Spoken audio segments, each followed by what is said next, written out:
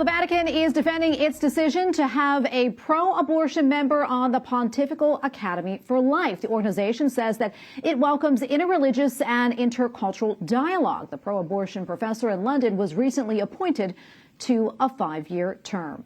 Well, several dozen EWTN employees from around the world are gathered in Rome this week. Yesterday, they met with the Vatican's Secretary of State. Cardinal Pietro Parolin spoke of the value of accurate information. He also recalled EWTN Foundress Mother Angelica, citing her as an example of someone who broke down walls and built bridges. We go now to Matthew Bunson, EWTN News Executive Editor and D.C. Bureau Chief, who is in Rome for the meetings. Dr. Bunson, great to be with you. Can you tell us more about the remarks from Cardinal Parolin and what stood out the most to you? Well, I think one of the most immediately striking things is the fact that he was so generous with his time and coming to meet with all of the participants here at this affiliates meeting that is bringing members of the EWTN family from all over the world here to Rome to meet really in the first time in several years in person. So that itself was a significant event. One of the things that jumps out at me in particular about the Cardinal's comments to all of us last night was his stress on the importance of truth as a function of communications. He mentioned Mother Angelica and her courage and her pursuit of truth.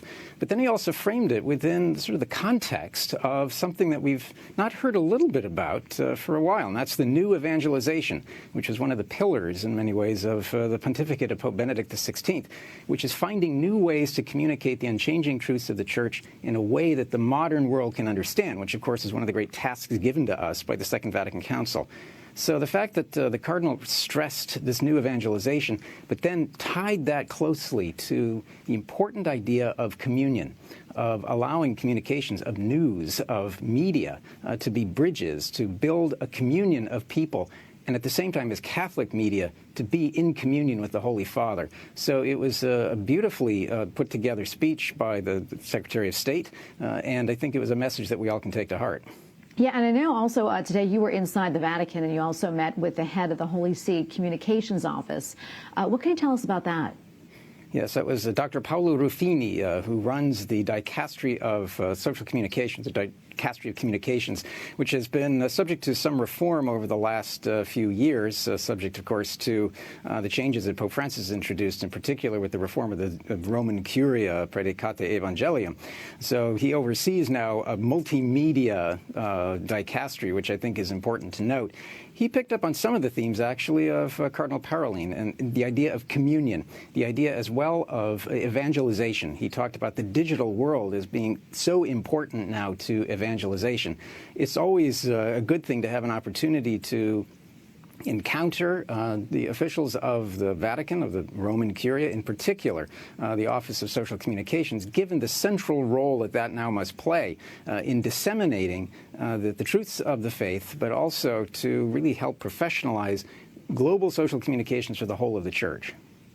Yeah, so important. Before I let you go, unfortunately, I understand there's a little bit of sad news today. A longtime friend of the network and of Mother Angelica passed away. Can you talk to us more about Father John Horgan? Yes, it's a name perhaps that many of our viewers recognize, but many of our viewers and listeners will also recognize his voice. Father Horgan died after a struggle with cancer. He was something of a fixture in the Archdiocese, I believe, of Vancouver. So he was a member of the Board of Governors of EWTN. I'll come back to that in a second. In his own right, though, separate from just as his service to the Church, he was a brilliant moral theologian. He was an expert in the saints. He was a much sought-after speaker.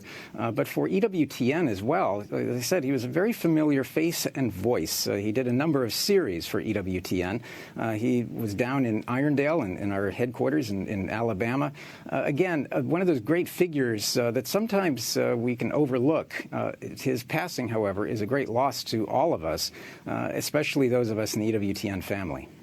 Yeah, absolutely. Well, Dr. Bunson, thank you so much for being here today. We appreciate it. Dr. Matthew Bunson, EWTN News Executive Editor and DC Bureau Chief, thank you again.